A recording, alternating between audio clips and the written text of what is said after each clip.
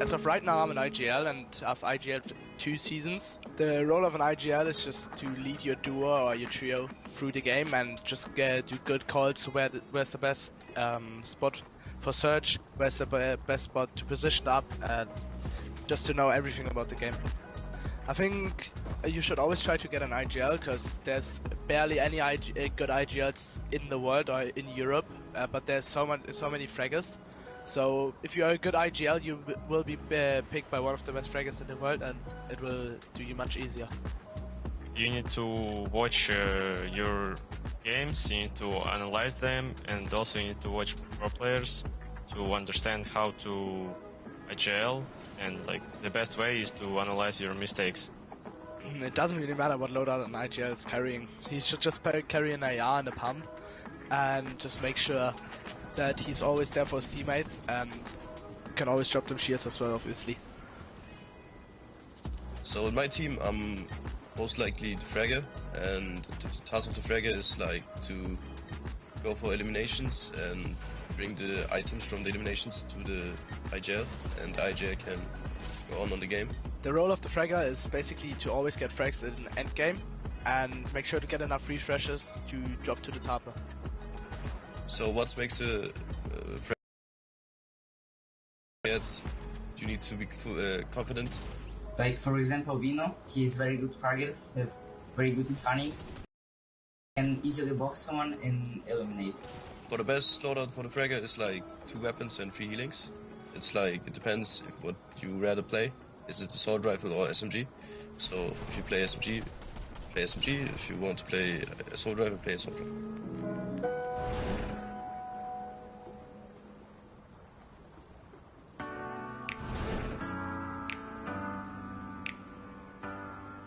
What's up everyone, my name's Levin2K and I'm here in the lobby with the one and only Vidil. Vidil, it is a pleasure to have you with me. I'm going to get straight into it. So you always had a knack for the game, right? Because obviously you're known as one of the most cracked players, right? Your mechanics are off the charts. Was it always sort of like that? Did you always just have the edge, or did you have to work really hard to get to where you are now? The work, like you need to put everything in it, into the game, like 200%. You obviously got the chance to play with Noah Riley and Reason for quite a long time, and many people consider trios we've ever seen. What about that trio do you think made it work so well? Yeah, like we had the most fun together. That was like a big point, and we played every day together, and like from after school into the night, every day. This season you've been playing with Janice. Are you excited about your chances in FNCS with Janice? What do you think makes you guys a good duo?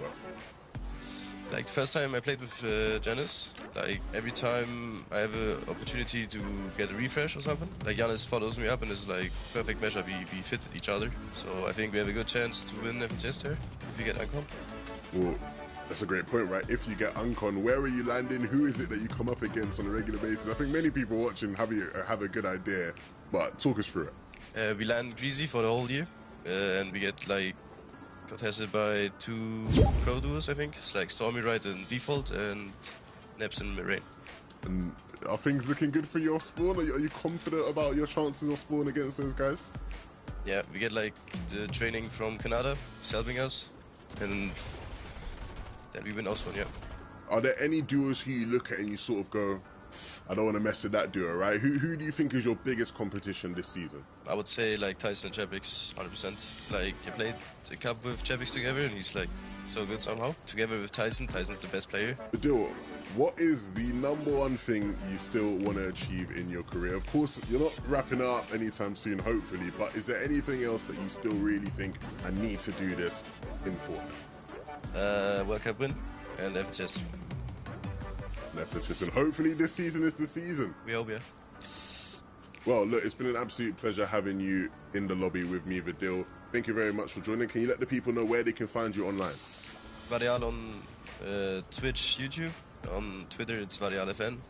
Be sure to go check him out, guys. Thank you very much for joining me. It's been Levin2K and Vidil in the lobby. See you guys all soon.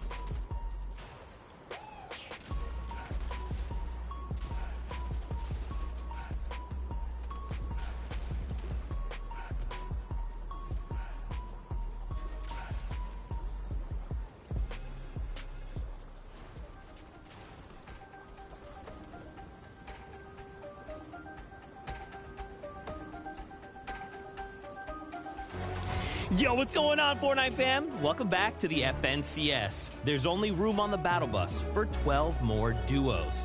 Who's gonna make it? That's what we're here to find out. This is day 3 of the FNCS semifinals. Today in the EU FNCS. It's the last chance for the best duos in Europe to qualify for the finals. Underdogs Comeback and Blacha narrowly missed out on qualifying yesterday by just 4 points. Despite a dominant performance and a solo clutch from Comeback at the end of Game 6, there'll be a duo to look out for. Nixon and Arter were hot on their heels, ending 10th on the leaderboard. They had a similar performance in semifinal 1, landing 11th.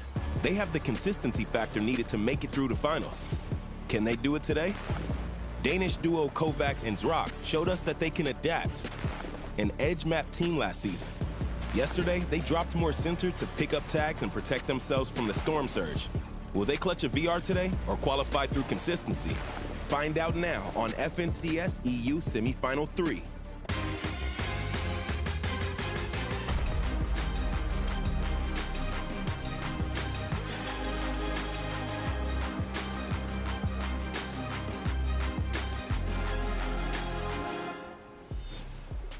One last ride here for these duos. There's only 12 spots on that battle bus.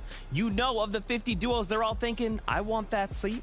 Our duo wants that seat. How does this all unfold? That is what we are here today to find out. You guys know I need 2 analysts. They got to help me break it all down. Come on out. It's the best taco. It's Reese Hub.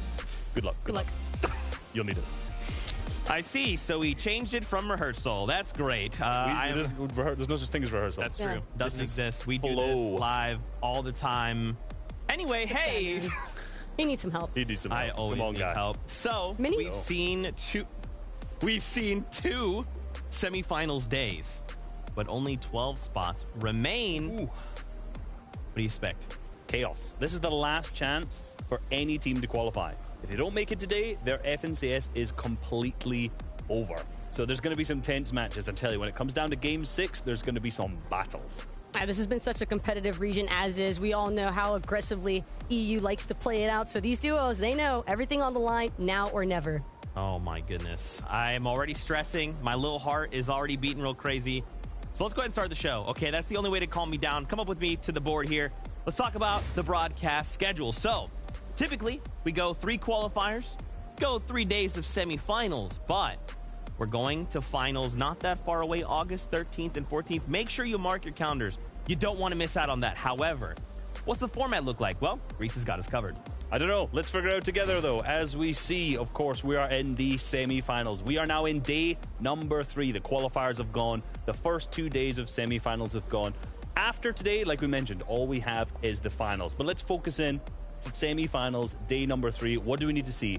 Thank you, Taco. 6 games today. Every single Victory Royale will qualify you straight to the finals. That's where all the money is. And then everything after that as well will be the top 6 on the leaderboard. So that's it. Every Victory Royale and top 6 on the leaderboard, that's all that matters today. And if you want to be a part of those 12 duos, well, you got to get some points. And the Victory Royale, a little bit special at the moment since it's an auto qualification straight into the finals for the duos that are able to collect a first place Victory Royale. But still a lot of points to be attained, even if you aren't in that first place position, if you want to be in the top 6 of the leaderboards. And friendly reminder, each elimination, that's going to be an additional 2 points for these duos. So it's not just the placements that matter. Having E-limbs can also boost your standings. Granted, 31st through 35th, that's the cutoff zone. If you come in anything less, 36 over, you're not getting any money, you're not getting any points. And, well, if you can't get points, like I just said, Zeke, no money. That's right. There's quite a bit of prize money available in the finals. Now, do keep in mind, this is our breakdown for Europe